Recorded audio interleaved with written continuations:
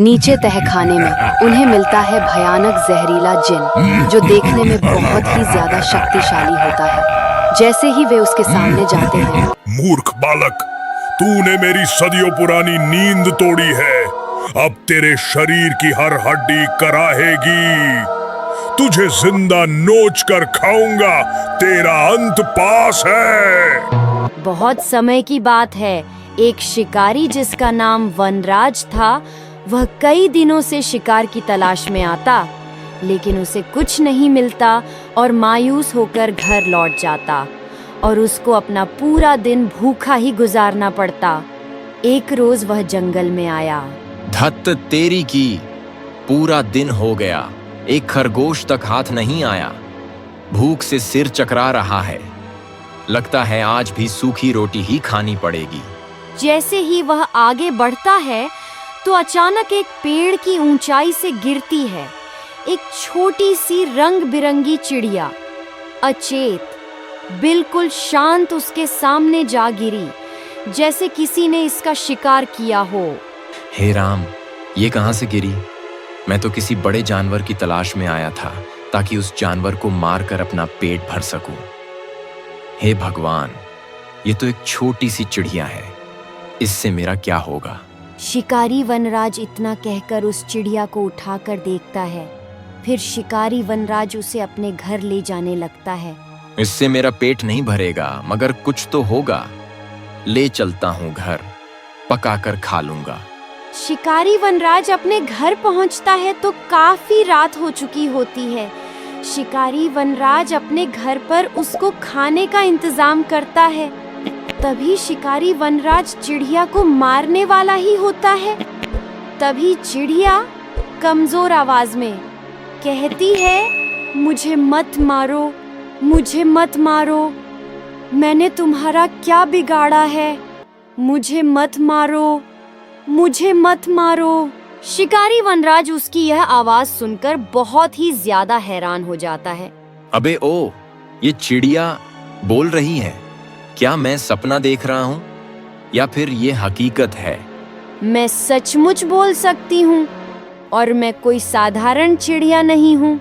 अगर तुम मेरी जान बख्शोगे तो मैं तुम्हारे घर का सारा काम कर दूंगी।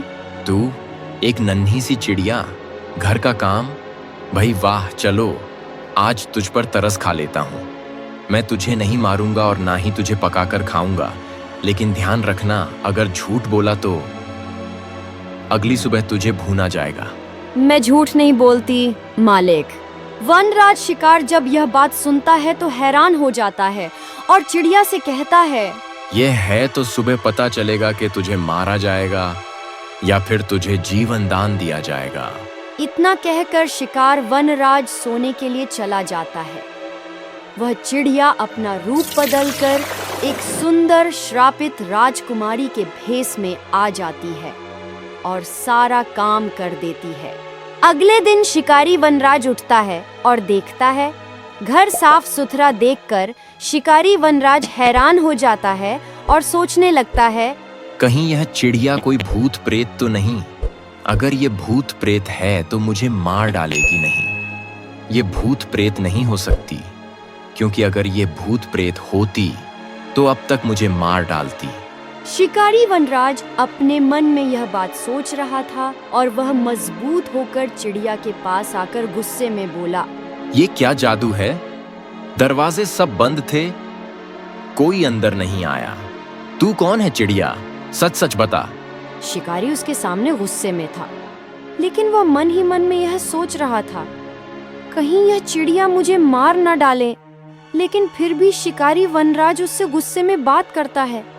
लेकिन तभी चिड़िया कहती है, मैं कोई साधारण चिड़िया नहीं हूँ मालिक, मैं एक श्रापित राजकुमारी हूँ। मेरा नाम है कीर्णा है। शिकारी वनराज उसकी बात सुनकर बहुत ही ज्यादा हैरान हो जाता है और श्रापित राजकुमारी से कहता है कि आखिर एक चिड़िया कैसे बन गई। तभी श्रापित राजकुमारी शिकारी वनराज से कहती है, सुनो, मैं राजा भीमराव और रानी मृदुला की बेटी हूँ। एक दिन मैं एक सुनसान जंगल में से जा रही थी। तभी मैंने उसी जंगल में एक बंदर को देखा जो खून से लथपथ सना हुआ था। जैसे ही मैं उस बंदर के पास गई, एक तपस्वी सिद्धेश्वर मुझे देखकर भड़क गए और कहा, मूर्ख लड़की, तूने यह क्या किया? तूने इस बंदर को मार डाला। मैं तुझको श्राप देता हूँ, तू हमेशा के लिए एक चिड़िया बन जा। उन्होंने सोचा कि मैंने उस बंदर को मारा है और उन्होंने मुझे चिड़िया बनने का श्राप दे दिया। बाद में मैंने उनसे कहा कि ये बंदर मैंने नहीं मारा है, बल्कि यह पहले से ही खून में सना हुआ पड़ा था। मैं इसको देखने के लिए आई थी और मुझसे जो होता मैं इसकी देखभाल करती, लेकिन तुमने बिना गलती के ही मुझे चिड़िया बना दिया। तपस्वी सिद्धेश्वर अपनी गलती का एहसास हुआ, मगर तब तक देर हो चुकी थी और उन्होंने कहा, जब कोई अत्यंत क्रूर निर्दयी इंसान जिसने कभी किसी की सहायता न की हो, अगर वो इंसान मुझ पर दया दिखाए, मेरा साथ दे और निस्वार्थ रूप से भला बने, तभी मैं श्राप से मुक्त हो पाऊंगी। शिकारी वनराज सारी बात सुनने के बाद में कहता है, तो वो निर्दयी इंसान मैं हूं, यानी ऊपर वाले ने मुझे तुम्हारा जो श्राप है उससे मुक्ति दिलाने के लिए भेजा है। हाँ, और तुम्हारे अंदर बदलाव शुरू हो चुका है। तुम्हारे भीतर करुणा जाग रही है। मैंने आज तक किसी के लिए कुछ नहीं किया, जानवरों को सिर्फ शिकार समझा, लेकिन आज लग रहा है कि तुम जैसी कोई मासूम प्राणी को बचाना मेरे लिए जरूरी है। अगर तुम मेरी सहायता पूरी करोगे तभी मैं मुक्त हो पाऊंगी, नहीं तो तुम भी स्वयं कौवा बन जाओगे।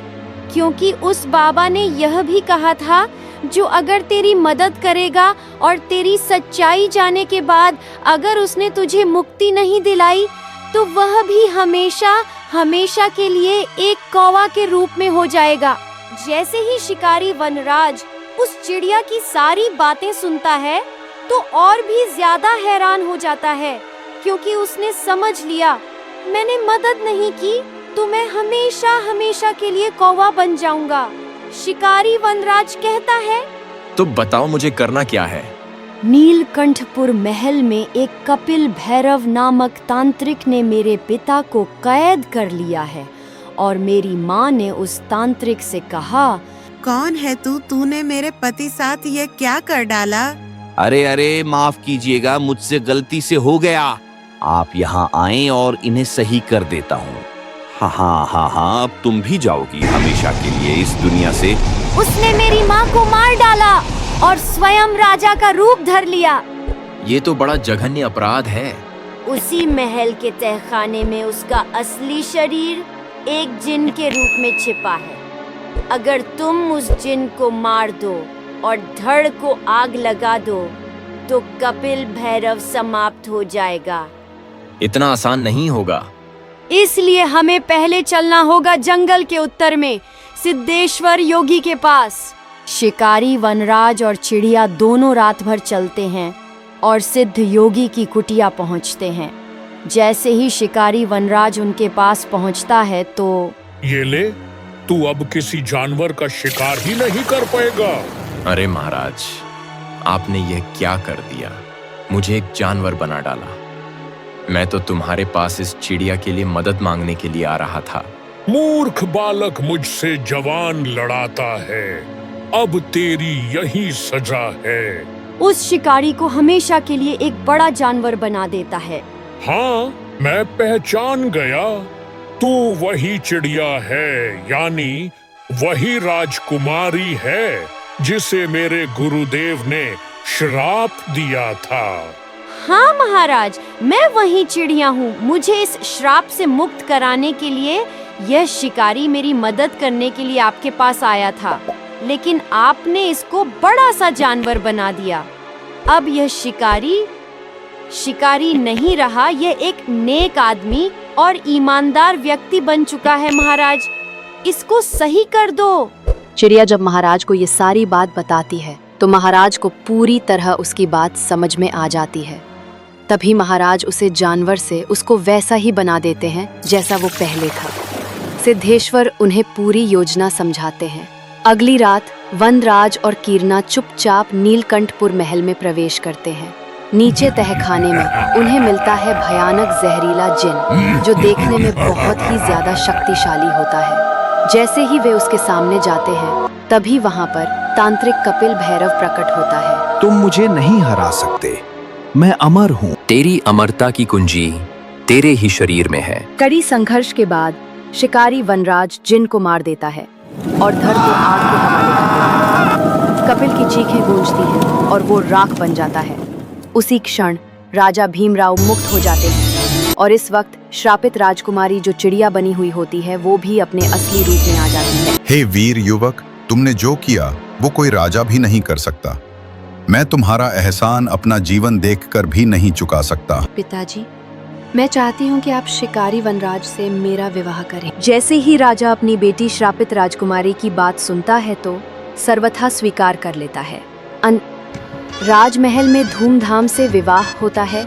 शिकारी वनराज अब शिकारी नहीं रहा, वह अब नीलकंठपुर का राजकुमार है और श्रापित राजकुमारी के साथ न्याय, प्रेम और दया का एक नया अध्याय शुरू करता है।